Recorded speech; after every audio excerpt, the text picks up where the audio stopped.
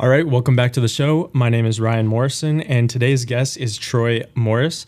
Troy is the co-founder of Kall Morris, Inc., KPI, a space logistics startup designing tech to capture and relocate space assets. Think tow trucks for satellites. With roots in northern Michigan and eyes on the stars, Troy is proving you don't need to be in Silicon Valley to build the future of space. Welcome to the show, Troy. Ryan, thank you so much for having me. Yeah, this is timely. You have some awesome things right now happening. I wanted to actually start, though, by asking you a question about your upbringing. Yeah. So my question for you is, if your future self visited you, yourself right now, visited you as a child growing up in Marquette and said that you were going to be launching space rockets and doing things in space, what would you have said as your younger self? So my younger self responding to current Troy's Yes. kind of the question. All right. First off, unfortunately, I did not grow up in Marquette, Michigan. This was, Okay. I found it later in life. I found my way to Michigan, and I was like, you're going to have to drag me away. And so it's something that if I found younger Troy in the cornfields of Illinois and said, like, hey, the toys on your desk, the Buzz Lightyear shirt in your closet, that's all going to become boring and normal, just a part of your day, would have been absolutely flooring. And I think that's the key thing, is that, you know, our lives have become so entrenched in space. I mean, most of my life we've had humans living on the ISS. That was wild. This was just a new thing when I was a young little lad. And so the fact that not only do I get to know astronauts, I mean, we hung out with them on Monday, but that we are building technology that is world-changing, operating in space, more to come. We'll talk about that in a little bit. I think it would have, younger me would have called me a liar, but also had a lot of media, like Back to the Future questions, like, all right, what sports teams we best betting on? So I would love that opportunity. It's something that would be so encouraging, as long as I don't ruin the time-space continuum. So we got to be careful of those rules of time travel, but that's a great question. Oof. I'm going to have to think on that for days now. Yeah. Right. I mean, did you always know that you wanted to be, I mean, you hear parents sometimes be like, oh, what do you want to be when you grow up? And one of them is usually an astronaut, right? Did you ever think when you were growing up that was the career path that you were going to end up on? Oh, I hoped and dreamed. It's something that we were lucky enough to spend some of our summers down in Florida. And every year it's like, all right, we're going to go visit Grandma and Grandpa. What do you want to do? Is it Disney World, alligators? It's like rocket launch. I want to go see a rocket launch. I want to see a rocket launch. Never came together. We tried one or two times, and the launch was scrubbed, or the car had a flat tire once, just wasn't meant to be. And then I also looked at my family size. We're not on the short side. And so at the time I was, reading, what does it take to be an astronaut? Height was the limiter at that time. And I was like, okay, I'm also not the strongest in my math and physics. Okay, there's other ways. And then the Columbia disaster. It was something that was a real shock to my young space-loving world, is that, I was aware of the, early experiments and the early situations that happened with human flight. And that was a shock to me of, what else could I do? What else can I give back to the world? And so I think it was around that year 2003, I was like, maybe not an astronaut. There's a few things working against me. I'll go do other things. But it was that burning passion still. It was still on the mantle in my room, and something I actually still have one of the toys from when I was 6 years old at my birthday. So it's always been there. I couldn't believe that I actually got to get back to it. That's awesome.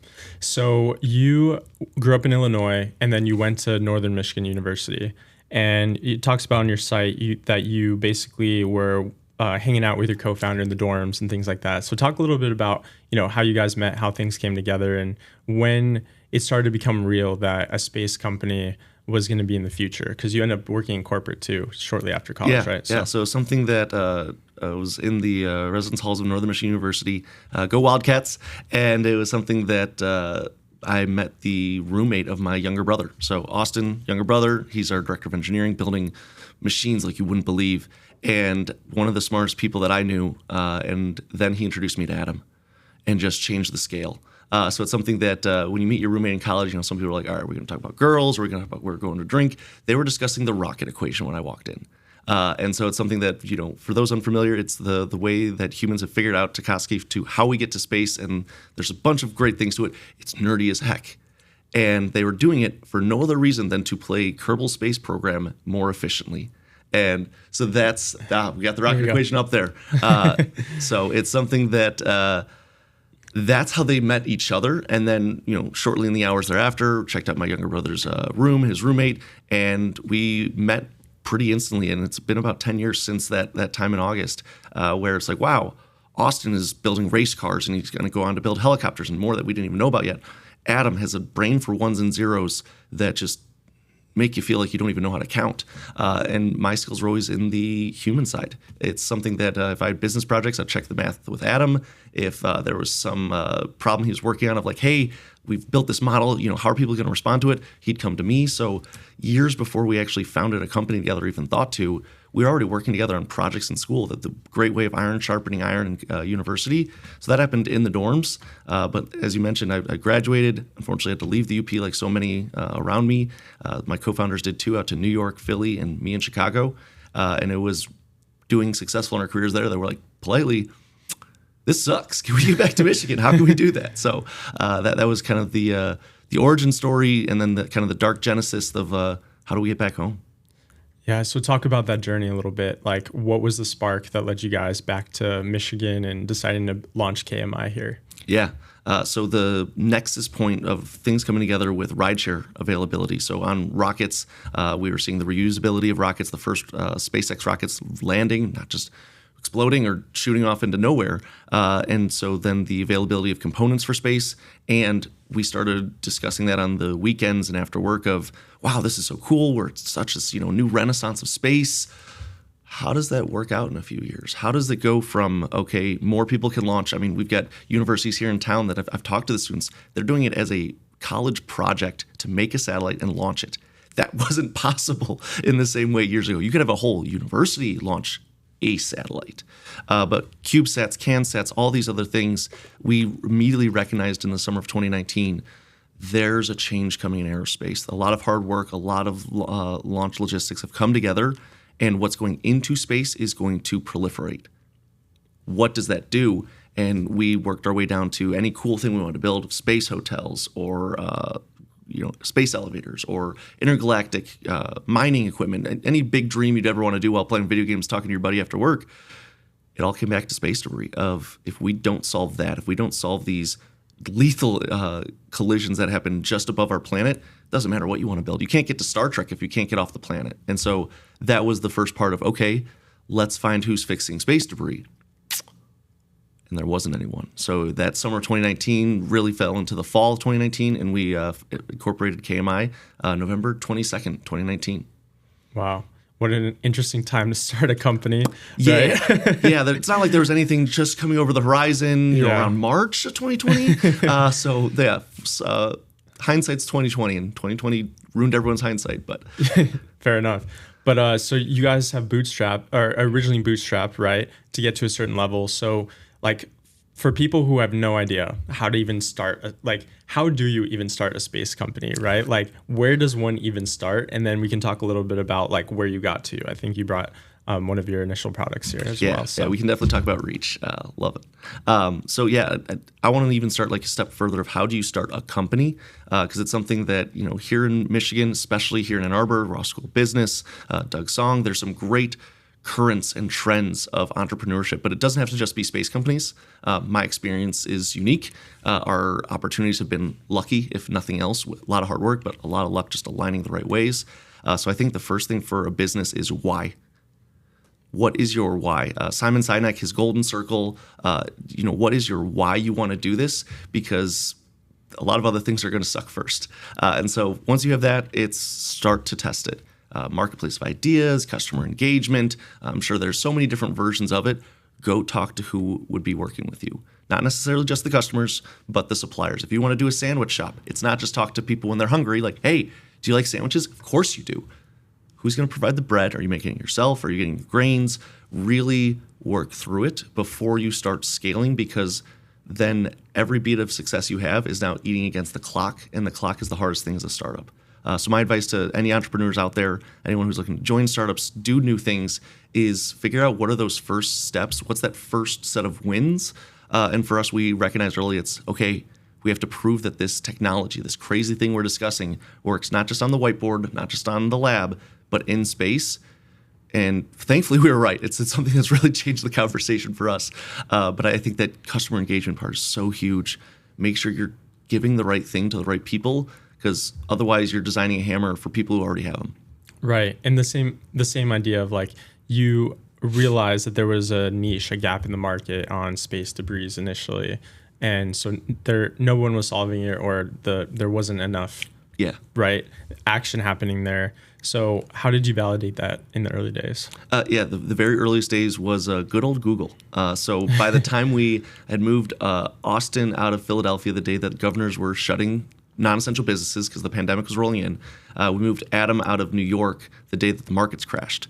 And so they both made up to Marquette. I sheltered in place in Chicago, met my now wife, but there was a lot of free time on our hands. And so when the wife was just the girlfriend, there'd be tons of time where you're just at home and you could only clean the kitchen, learn how to make bread so many times. You're like, all right, let's look at everything we can find on the history of space debris, where it comes from, who's doing it, what the legalities and international agreements, real fun stuff to read.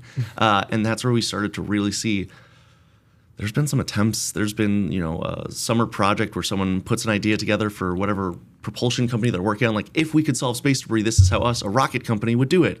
You go somehow grab debris, attach a rocket, and we'll sell the rockets, and then you're done. I'm like, this is a terrible plan. It's not really a plan. It's just a sticky note. And so it was something that some of our now competitors, friends, colleagues, depending on the minute, some of them were getting started around the same time. There was Astroscale just starting to come out of Asia. ClearSpace was just going to be winning their first big win with the European Space Agency. Starfish over in Seattle, they were in their bootstrapping days coming out of Blue Origin. And so it was something that there was really a current across the world of something has happened. And there's more than that. There's Deorbit in Italy. There's all these wonderful people. But we were catching that same trend of something needs to happen and it's not. And so Google was our best friend. This was also pre-AI helping everything. So now today you might hop into ChatGPT, but double check the hallucinations. So it's something that a lot of hard work of reading a lot of terrible, but also a lot of good sources of information to really get our founding there, because we're technically aerospace outsiders. So it's a lot of self-education to complement our already skills. Right. Yeah, you were riding in tailwind, right? And that's part of, I think, what makes startup successful or not is like the timing, the opportunity, like, and a lot of luck, which you even brought up yourself. So you were able to kind of ride the wave a bit. So how were you able to go from lab testing and concepting to actually building the Reach tool and then getting it out into space? Yeah, you just ask. No, so it's something that for us in our specific story, we were fortunate to again be working with, and there's some great quote out there I'm sure about luck is about preparation, and so it's something that we worked with partners in the Department of Defense, NASA. We call them all the time. They said, stop calling, just come to this conference. We're talking about debris, just leave me alone. And so it's something that working with these different partners, these different stakeholders, talking at the very beginnings of our story of, the venture community for what little exists in northern Michigan, let alone what's grown here in the state since. It was something that for the ISS, we were sponsored by the Center for the Advancement of Science and Space, CASIS, for a national lab research assignment, NLRA. I don't remember what every acronym will be here today. But so we were selected by them to partner with the International Space Station. And so our implementation partner of NanoRacks, now owned by Voyager Technologies, that just IPO'd for $381 million, I think it was. We were able to work a lot of relationships, work a lot of knowledge, and have really engaged with those stakeholders early, often to explain like, hey, we're going to bring a mechanical octopus to the space station right by the crew and have it fly itself around and grab things. Cool? And on first review, or I can imagine the faces of reading a subject line email for that is, what in the world are they talking about? Is this a horror movie pitch? Did I miss in the year 2050? No, this is actual what we want to do. And so again, it was a lot of engaging those stakeholders, some customers, some decision makers, and working with them early and explaining and walking through safety in ways that I don't ever want to do again. It was all necessary process, and so that partnered with us for over $3 million of value to get us to the ISS. So we launched with SpaceX on SpaceX 31 from the same launch pad that went to the moon, 39A in Florida. And then we were operational on the ISS for around 200 days, and the hardware just came back. Austin, my co-founder, went down to Voyager to pick it up in Texas on the 4th of July. Hard to do anything more patriotic than be flying out with the space hardware sitting right next to you and just absolutely terrified that, you'll drop it or something like that. But once it's getting to space, it's scary. But now that those components have been to space, it's better than gold. Yeah. So, yeah. That's super cool. Super fascinating. And very timely also. So could you talk a little bit about, this is Reach, right? Yeah. So talk about what it is and why it matters. Yeah. So what I'm holding in front of me here is nearly one-to-one replica for what we had on the International Space Station. So what I'm holding here is 7 linkages. This one is my TSA safe one, so it's missing a lot of the fun parts. But for anyone that will be in Detroit here tonight, I don't think we'll have the podcast out by then, but we're doing a demonstration of much more thorough technology as part of the Reindustrialize event, sponsored by New Lab again for where we're going to be demoing that. But this one is 7 linkages, and it's driven in a way that we can control the deployment of these arms. And what we're missing here is a gecko adhesion. So what this is providing us is, this is a single arm of a whole set, much like an octopus. On the ISS, we were able to produce 4 arms and connect them to a kind of drone that flies inside the space station. And so what this does for us is allows us to approach, engage the object we're trying to capture, and do it in a non-destructive, adaptable way so that this unfurls against a target. So whether we're capturing a cube at the corner or we're catching it straight on, the cube that we are capturing is almost as big as the spacecraft, the astrobee that we are using to fly up to. So again, it's me trying to tackle a lineman at the Detroit Lions. I got to get it right because otherwise it's going to bowl me over. And so it's something that this gives us that capability to grapple the object that we're going after without having traditional docking systems. So much like, I love having wireless charging for my phone. It's much easier than trying to find that little port, that little plug. You got to move covers. You got to get it just lined up right. That's me, going to bed at night. It's much harder and dangerous when you're at space and things are flying together. So what we're really bringing is not just a cool set of videos and some amazing pictures and amazing relationships. This is the demonstration and the proof nearly 180 times that this Reach technology allows agnostic docking and grappling, that we can be that tow truck for space, not just prepared docking of exquisite, USB to USB, boop. That's great. That's a great way for humanity to have got started for the first nearly 100 years of aerospace. We can do better. And so that's what we're bringing to bear, is this ability to really move material at scale in space. That's incredible. Should we pull up the YouTube video or maybe some of the pictures too? Yeah, so there's video 1 is the one that has made some of the best rounds. So that's going to be a video that we're going to be showing of the Reach approaching from the left, tackling a Mylar-covered cube. And so what this is showing here is, again, one of the most boring of the 180 captures. But this is one that's right now on our YouTube. People can go find it. And so it's showing in just a 14-second clip how it goes from deploying those arms so that they go in all the forms of direction. So I don't know if we want to roll the clip live and I could talk through it again, but that voiceover works for it still. So yeah, it's so boring in this video. There's another one that I can send on that is, and I'm going to take an editing pause here. I'm going to send you the video that has 24 million views. So give me a second here. No worries. It's totally fine. Could we pull up some of the pictures too? And you can just disperse those in as I'm talking about Reach or ISS or anything. But let me send this clip. Is email still best for you guys? Yeah. Okay. There we go. There's Reach. So on the back is a drone that basically allows you to capture moving objects from the space station. All right, there's the Instagram video from ISS. So yeah, that drone on the back is me oversimplifying the very hard work of a lot of great people that is known as astrobee. So it's a self-propelling robotic system test platform on the International Space Station. They have multiple at any given time. And so I say it as a drone because that's honestly a lot of what it's doing. It's propelling itself with propellers, and it's able to do some self-driving around. But again, it's standing in for future spacecraft. And so then this is the video that ISS released, and it was a huge hit.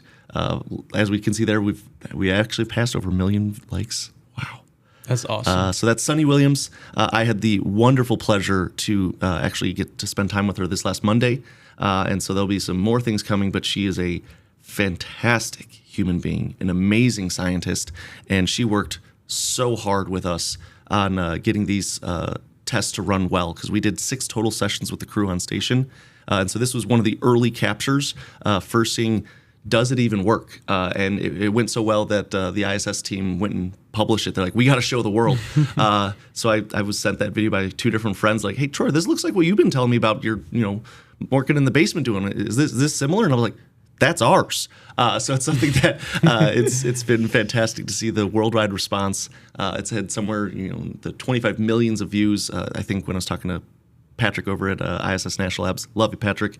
He was saying that one of the most viewed videos they've ever had. So Wow. it's something that we're very proud. Again, this wasn't done for clout. This wasn't done for feel goods. It was done to prove the hard part of this technology doesn't just work.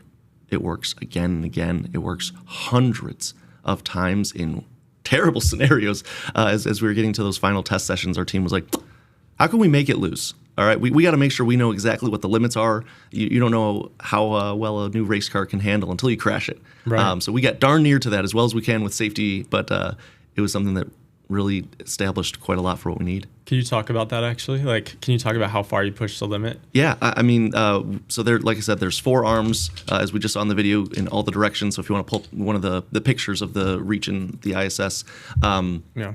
it's something that there's test scenarios where we just turned an arm off. So, trying to capture something, but with one hand, quote, tied behind your back. Now, unfortunately, those videos are still going through review for some of the technical intellectual property, as well as the safety and likeness of the crew. Turns out working with the ISS and NASA and the U.S. government and our funders from Air Force Research Lab and SpaceWorks, United States Space Force. There's a few people I have to check before any good videos and pictures can get released. But it's something right there. So here you can see the arms kind of capturing nothing. And so that was some of this outcomes that come from a test is, all right, let's run the software faster. Let's run the software slower. Let's try and do a capture half a second, 2 seconds faster. What happens if timing is off? There's going to be delays. There's going to be hiccups when we do the full mission. And it was something that again and again we were capturing successfully the object. So one of the nice things about the tentacle system and the Gecko from our partners in Gecko Materials is that even when it slips to a point of success. So it's like having a great wide receiver that even if they fumble the ball, they still bring it down at the end, and boom, we go for another score. So it's something that even when we push it to limits, other than my favorite failure was everyone was all ready. The Astro B is lined up with that capture object, and the team's like, all right, go. And the Astro B just goes, I think it was to the left. Someone hit the wrong button. It happens. So you do have to have the physical objects get closer to each other, but for all the ways that these could go wrong, someone just hitting the wrong key. Oh, no, reset. And it worked the next time. It was a human error problem. Human error was most of the errors in this scenario. When you have so many teams working together with new technology, I mean, we were the largest payload by mass, volume, and power draw that has ever flown on the Astro B. We reset some of the safety parameters for that demonstration unit. Human errors is something that happens of someone upload the wrong file or hit the wrong button, but absolutely endlessly proud of our team for the way that they were to work with NASA and with Sunny Williams and other astronauts on station. So what's the scale that this goes to, right? Because let's zoom back to macro level a little bit. Like, why does it matter to move assets in space, to clear debris in space?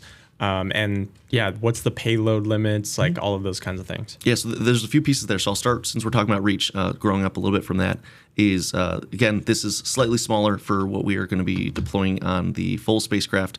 7 linkages and a little bit of size shrinkage for safety and to fit inside the ISS.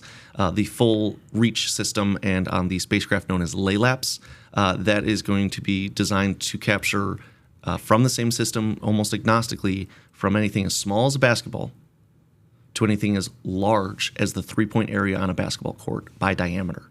So that is something that, I don't know the last time you took a basketball and the court and you're like, yeah, I can carry that around. It's huge because, again, we don't need to grab around the edges of an object. Like I'm picking up a laptop or a soda can, I don't have gecko adhesion, so I need to get that full conformative grip.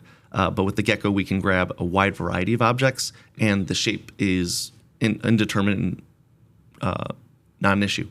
So it's something that, as long as it's physical, so there are some balls of radioactive coolant from the old Soviet satellites. That is not in our capture case. They're squishy.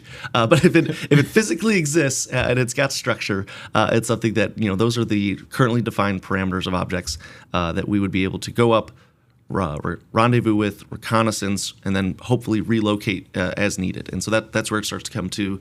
Let's zoom out a few 10,000 kilometers. Why does it matter? Is that right now humanity relies so much on space for so many services. I think from the UK alone, they said that a day without space would be £1 billion a day lost. This is from commerce, communication, entertainment, weather tracking, and all of that impacts security, so many things that we drive through space. If you cut out space, transport us back to Leave It to Beaver. Great show, not someplace I want to go every day. And so these satellites that we are either helping to keep in space or keep out of the way of harm, that risk reduction is really the huge value for our customers, is keep your asset on orbit where you want it to be, keep doing those services, make things go longer. Everyone wants to get that last cookie, the last brownie. Let's get that last drop of fuel out of the spacecraft that's already on orbit, and see if we can go to 110, 120, 130% of that planned mission on the capital side. It's hugely efficient. They've already paid for this asset. So if they can make it go longer, they make more money. And if it's something that's tracking hurricanes, it's saving lives in a way that if we can keep that going longer, it's better for everyone here on Earth. So again, whether it's moving things that are causing harm or moving things out of harm's way, that's where we were really informed by our customers. Hey guys, space degree's great. Love that you're working on it. We have problems earlier. Can you help us earlier in this ecosystem? Don't wait till our assets become debris. We got stuff we need right now. So that, again, that's where demonstrating on the ISS helped to show that this isn't just a PowerPoint from some space-loving fans up in Michigan. This works, and we're coming.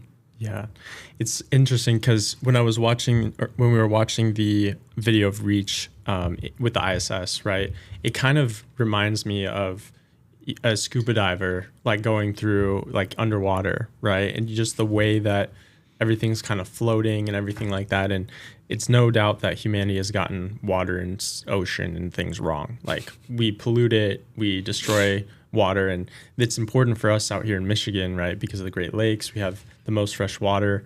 So like how, I guess, thinking about the future, right? Like what does the future look like in, let's say, even 5 years out in 2030 because of KMI? Yeah.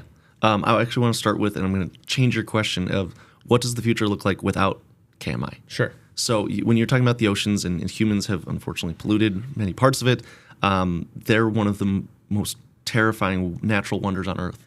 For those who get a chance to snorkel or scuba dive, I was lucky enough to be with my wife, and we found a octopus crawling around the coral. And this was, I think, weeks after we had gotten accepted for this now mission to the ISS with our space octopus. And I was like, you go look at whatever fish you want. I need to just watch this guy in his natural environment.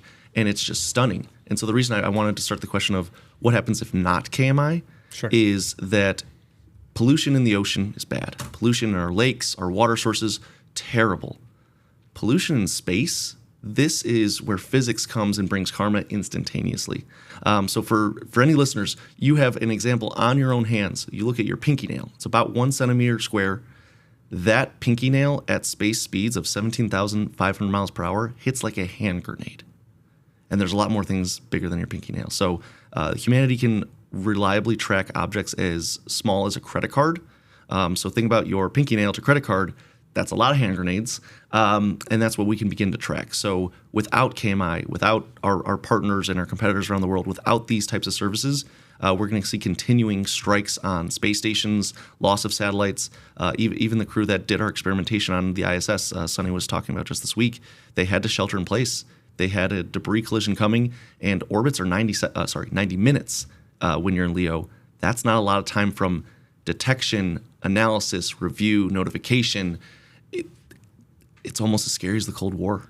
And so it's something that for us, it's where we're working on is with KMI, we can start dismantling those largest threats.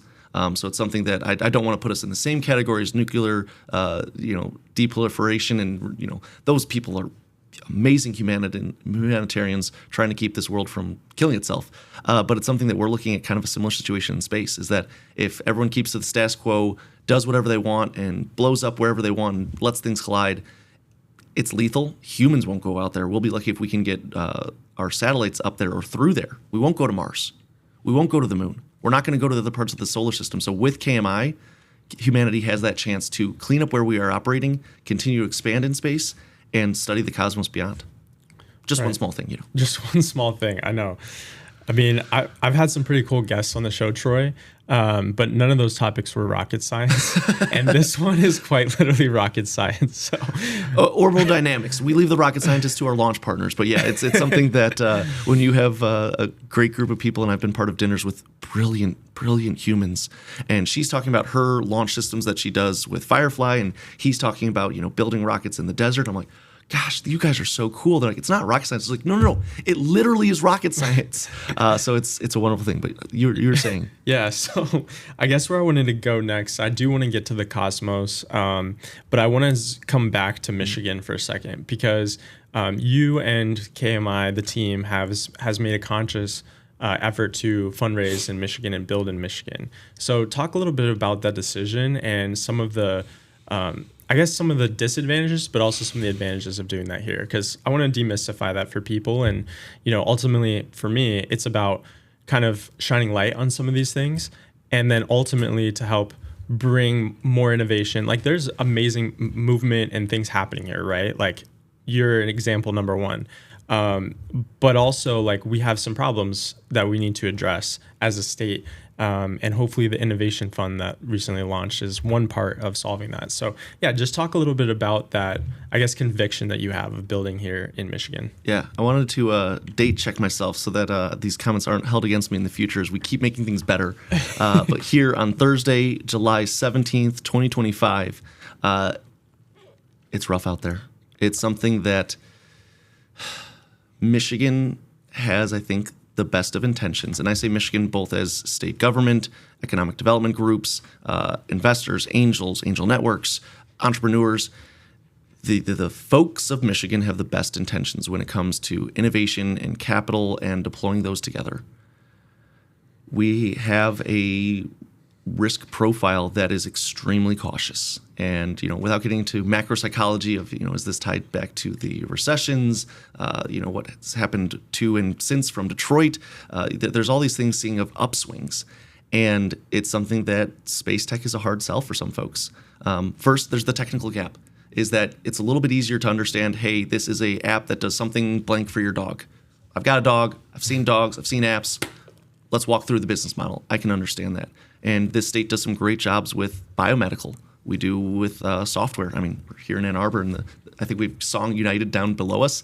So it's something that, there are ways that have won in Michigan. But I personally think, again, stating to today, that there is a hesitation and an uncertainty in the new. And that's not the same in this country everywhere. And that's where we are starting to not just fall behind, but lose. Is that I know of other founders that have left the Midwest, left Michigan specifically, to go to Austin, Texas, go to LA, go to San Francisco, obviously, if you're looking for venture. That's a lot where it all started. And if you're trying to do something new, that's where the biggest wins are. That's where we see the biggest upside. That's where we see these people who exit as unicorns and give back to the community for the rest of their lives. And if they've been forced out, we're pushing away this innovation. It's not just the brain drain anymore that we're talking about, that we were victims of too. We went to school in a beautiful place with amazing people that were not exactly the aerospace jobs we wanted when we graduated at MU. We are hoping to change that one person at a time. But I think it's something that for the state, we're making some right steps with innovation funds. We're doing some right pieces for having these groups start to talk to each other. There's a lot of bubbles where just last night I was hanging out with some individuals, and one is in Holland, Michigan, and he had no idea about the Angel Network in his backyard until folks from Ann Arbor and Detroit told him, hey, you need to go to your neighbor. He's working on this in a way to help you. And I think that's the problem we're seeing here in Michigan, is there is such a neighborly, and I say that Michigander, peninsula to peninsula, coast to coast, there's a neighborly approach to, I want to help. I want to give first. I want to make you succeed, because when you win, I win, we all win. But there's a uncertainty. There's a lack of trust or risk and education. We are lucky enough to be, I don't know how many blocks away from Professor Brophy's classroom, where he wrote the book on venture. We should have had crushed Silicon Valley if you just look from a historical perspective. Now, they had some huge benefits, and we don't need to get in the valley in the history of the valley. But for us to be at this state this many decades later is frankly embarrassing. And so it's something that, again, we've had some success raising in Michigan. I've talked to other founders of who's making deals, who's looking at the ways things move, who wants to be a follower, who wants to support, but they have different ways to do it. Not everyone is going to be the captain of the football team. I get that, but everyone needs to play their role. And as someone who was very bad at football in high school, I understand sometimes that's playing defense against your starting offense so that they can get better. And so I think that's an area that, again, for conversations happening this week, we're looking to do is how can we take folks who exited at Rivian, how can we take their insight, their recent hard tech cars? It's hard to get more Michigan than that. How can we bring that knowledge of what's happening elsewhere, pump it into us, and turn that hardworking Midwestern, pull up by our bootstraps, go to the camp ourselves, bring back a Kall? How can we bring all that energy and speak the right language for venture? So it's not just only Michigan dollars supporting Michigan ideas, but we're able to bring in those outside dollars, those outside partners, not just across the state, and across the country, but across the world. So there's a lot of great people working on that. I would fail if I tried to start listing them. So I hope really that here we are in 2025, and I get to eat my words in a year or so. But right now, it's something that I was asked last night. Troy, if you were raising again, would you raise and start in Michigan? And I had to swallow, think, and look him dead in the eye and say, no, I would not raise in Michigan right now, except for my absolute love here. And so we have some announcements we'll talk about here where we've had some success with other partners, but it is a stake through my heart that is dragged down by the weight of every bit of water in these lakes, that we can't do what I know my other friends are doing. If I just move to El Segundo, Troy, if you just come down here to Austin, if you just crash on my couch here in San Francisco, that's not where we want to build. That's not where we want to be. And so we're taking the hard road. We're working with those partners. And I owe a very frosty beer to one of my nearest entrepreneurs up in the UP, because he was right when he told me 2 years ago, we can't raise this type of innovation in Michigan. It's not happening. They're not ready. I hope they are. But Troy, I don't know if you can do it. So I'll leave him nameless, but it's something that it's a hard conversation to have. I don't think we have it enough. But taking all the doom and gloom out, we are trying. And that's the first step of any problem, is identifying this problem. So I'll get off my monologue, but no, it's something that's extremely current, and it's extremely hard, and we want to be here. It's just getting those pieces aligned the right way. And there are folks for it. It's about building that quilt work, building the first steps. So it can happen. It's just not happening yet. Yeah. Well, I think if anybody's going to do it, I think you're going to be that person, right? And I think it does require more. It requires people like you, or it requires people like me and others in the ecosystem who love it here, who want to help change the innovation culture around funding, because we have a great culture around Midwest humility, give first, those things that you're talking about, right? Like, people want to help each other, yeah. But around the risk profile of investments, that's where the challenge lies. So it takes us making big bets on ourselves, keeping the team aligned on our North Stars, and not to throw a pun in there, but there's a ton in the aerospace investment space of like, so tell me more about this space, or give me a 500-foot view, and I'm like, we got to start in like hundreds of kilometers, bro. So like, yeah, the puns are endless. We don't even get all them all out, but continue. That's fun. But yeah, and I think that's also in part, Troy, why this show exists, is because, yes, we can talk, my show with Pete Martin is very, like rah, Michigan, and we have that energy here. We do. But I also want to peel back the curtain on like, no, let's also address our problems. Like, who's going to be the bold founders like you who are willing to speak up about it and really make a difference? Because that's yes, you have to identify it, but then also you have to talk about it. People have to be aware of it, and then you actually have to do something to change it. So like kudos to you for choosing to do that here. Like let's all just rally behind you. You know, for anybody listening, like reach out to me, reach out to Troy about how we can continue to bolster Michigan's ecosystem around investments and fundraising and things like that. Because like you're going to change the world. You're already changing the world. Like ISS space station video has 1 million views. Like and it's the most viewed, like, or one of the probably the most viewed videos ever for them. Yeah, like it was 1 million likes and 25 million views. Oh my gosh, so even better. I misquoted it to the wonderful folks at National Lab. I'm like, no. We want to get all of our credit. So yeah, it's something that, again, it's bringing all these together. KMI did not, cannot, would not do this alone. Right. So I love that you mentioned Pete. I was just watching the other week.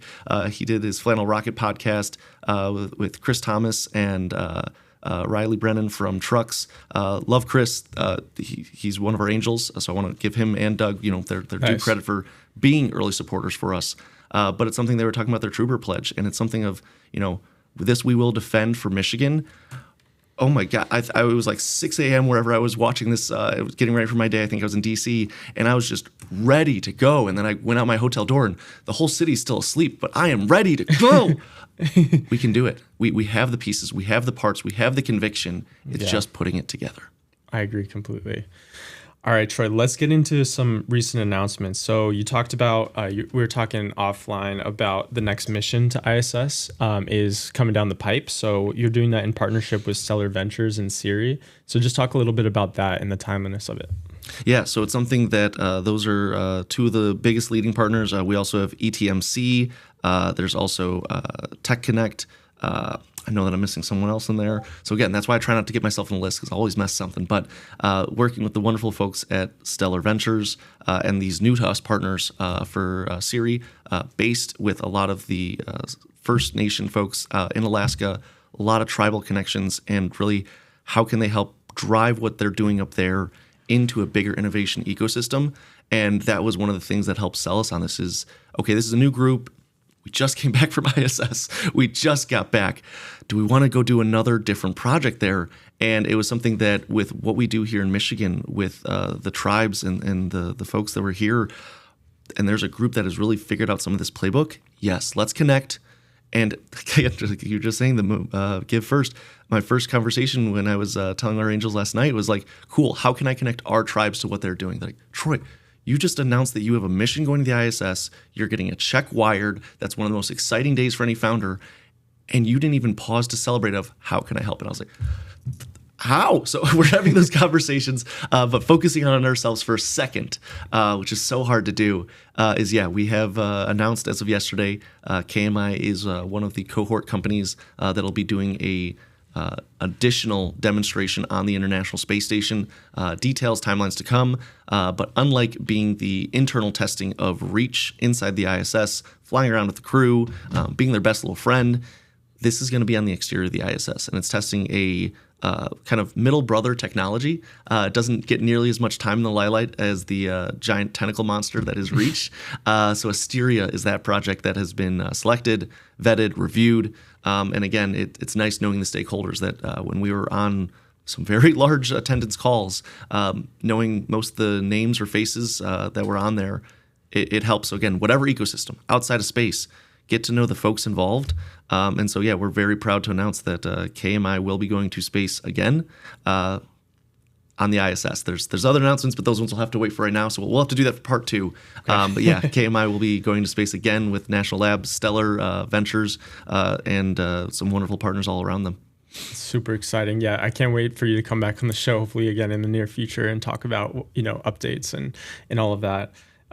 Talk a little bit to, I know we have a few minutes left, but I would love for you to talk a little bit about Reindustrialize, because that is a huge event. Like coming back on the Michigan bandwagon here, like that's a big deal, I believe. The tickets for that thing are like $1,000 or a couple thousand or something like that. Like it's a big deal.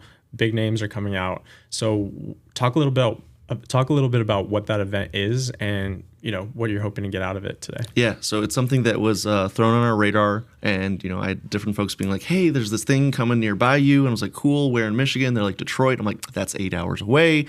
So I believe this is the second year for reindustrialize, and it's right there in the name is the reindustrialize is not just we need to do something new, is we need to do better than what we've had before. And so, again, not connected directly to those that are putting on this event, but it's something that we at KMI had the unfortunate decision between our astronauts visiting on Monday, which thank you again so much to Dr. Anna Fisher, one of our advisors, as well as to Sonny Williams, making the time to come visit and speak with our team about the technology and do so much for the community and speak with students. And it was talking to our partners here across the state, DC, San Francisco, Albuquerque, and everyone I was talking to so we'll see you at Reindustrialize. And I was like, I can't go. I have astronauts coming to our office. I've been waiting since I was born to do this. And then I got on a plane yesterday and came. So it's something that, finding these opportunities while the event is ongoing for those that were fortunate enough to get their tickets inside, because it is a waitlisted event, which kudos to the organizers. Kudos for putting it on. Yeah, here we go. There we go. Yeah, so it's something that modernizing the U.S. industrial base, and so some of the socials that have been put on by different folks, Chris Thomas and Alex and others put on some great events yesterday. We had MEDC. We were bringing a lot of these people together. I believe I heard, and this is rumor, but by the time this goes there, it's fine. Governor Whitmer is making a good appearance and talking at length. So it's something that it's about bringing state resources, national resources. I met folks from Arkansas and Texas, and just I didn't realize Michigan had all this. And they're like, "Where are you from?" And they're like, "What's an Upper Peninsula?" So we're educating. We're even if it starts with geography, we're going there. So for me, what this week is doing is really taking the show on the road, showing what we've done, taking that hard pill of swallow and say, "We're proud of ourselves. We're gonna share it. We're gonna tell you." Because otherwise, who will? And I think that's one piece we need to take out of this is don't change who Michigan is. Don't change what we're doing, but we need to be able to talk about it. And I think Reindustrialize is helping bring some eyes here. So for me, it's a lot of connecting with these peers and connections we should have. I had the great pleasure of meeting some folks in person yesterday, and one said she was fangirling, and I was like, "Oh, cool, who's here?" And again, it begets ourselves that we need to be able to be proud of ourselves here and stand on our own accomplishments and speak to them and still remain humble. I think that's the reason we all want to be here is we've got some good mentalities, some beautiful places, but that's what Reindustrialize is looking for us is help forge those final connections of these things that are close or adjacent and really bring that cohesiveness and hopefully make me my comments on the last long piece about where innovation in the risk venture community is here in Michigan. Yeah. This is one of those things helping to elevate that. Right. Yeah, I completely agree. Ben, could you also just pull up a quick picture of New Lab? Because that's where this event's being held. There's lots of big events happening there now, and it really is getting the eyeballs, I think. It's bringing in people from out of the state. I think last year there was billions of dollars of wealth in the room. Somebody might have to fact check me on that, but it was a wealthy room. Yeah, I was part of an event at New Lab earlier this summer, not for Reindustrialize, and from a different one of our advisors, Asher, thank you again for so much of your time over these years. He brought us in, and Doug and Professor Brophy and others were there, and they gave me the number of, all right, Troy, we're going to have you speak for a moment as the only startup. By the way, the room is worth $5.3 billion. And I was like, cool. Do I just pass a plate around? No. So it's something that it's not just the money. I'll do a coffee cup. Whatever we got. So it's not just about the money. It's about the intentionality. They want to be here, and I'm rather newer to the overall New Lab team. I'm loving them. I'm liking them, and thankfully enough for me, we've actually been invited to their demonstration tonight. So I get to have this fun little travel size reach for those that are able to make it tonight, and we'll be happy to send video and content to you guys because we're filming, day of the event. We actually built the reach arms again down at New Lab, and so we're going to be running them. Wow. You'll be able to press a button, see the arms move. This is not the space-rated one. That one is very much behind locked doors in a secret location of our only office. So it's something that we're very proud to be able to show that larger to the world, tell the story, and whether it's by the forced hook of my advisors and angels saying, Troy, you have to show them what you did, we're going to do it. So New Lab's doing a lot for a lot of things. That's awesome. All right, I got a couple of questions left here. This is a curveball. We talked about it during our pre-call, but what's the time horizon for a base on Mars? Is this a base on Mars that is just where we continue to launch stuff, humans visit, or humans live? I personally want to know when humans are going to live on Mars, Right. but I don't know what the guests will. So contained or sustained presence, there's a lot of problems to it. Some of them are social, some of them are funding. But let's say all of that goes, green lights, peace on Earth, everyone wants to do this. It becomes an Apollo moment of we have to get to Mars in this decade or the next, like the famous Rice speech. I think that humanity at absolute breakneck speed would be lucky to be having boots on Mars by 2050. There's a lot of problems to solve. There's a lot of necessary safety and pieces for it of, Apollo missions were all successful, even 13, in that they all came home. They all came home safe, and they could share the wonder and share the riches of what we did with the world. For me, that's one of the measures of success. So if I were to pick a date, I want it by 2080. I want it by December 31st, 2080. We have folks on Mars on purpose, and they have the ability and function to come back. It's still in my lifetime. I'll be fairly old by then, so my son or his future kids, maybe they're the ones who will get to go. But I think there's quite a few steps to it. It's not impossible. It can be done, and I would love to eat these words. And 4 years later, we're doing something crazy. But for the way we're currently looking at things, I think 2080 is realistic, not hopeful, realistic. Do you think that it's important that humans become multi-planetary? In the timescale of the things we're doing on this planet, I think it's planning your 401k while you're drowning. It's something that there's a lot of problems we need to solve here. Yeah. And for us, it's something as a space tech company, I've gotten verbally assaulted of why should we care about this when there's all these other things wrong? And I have a very good defense of, well, in the way that the United Nations measures and tracks climate change across this planet, there's 22 measures, and I believe it's 21 of them are based in space. They measure from space. So as much as I agree, we need to be focusing on, housing, education, health, mobility, getting humans to live their best lives. There's so much of that comes from space tech. It's so many things that we've done articles on our company page about all these technologies. I've used some that come from pushing the limits to Mars is going to redouble that for what we did to get to space and orbit, to the moon, to the ISS. So anytime you push things to the limit, as you look back, you're like, oh, we invented Tang or 1,000 more useful things. Yeah. Wow. That's fascinating stuff. Hopefully, we'll have a chance to talk about it again. Last question I have for you right now is, what is going to be KMI's legacy? To quote Lin-Manuel Miranda, what's in a legacy? And so for us, it's something that I'm fortunate in my relatively young life, young career, young company, to look at some folks who have faced that question head on. And so for me, I think the legacy is, as a team, being wonderful humans who give back, who are appreciative, who are authentic.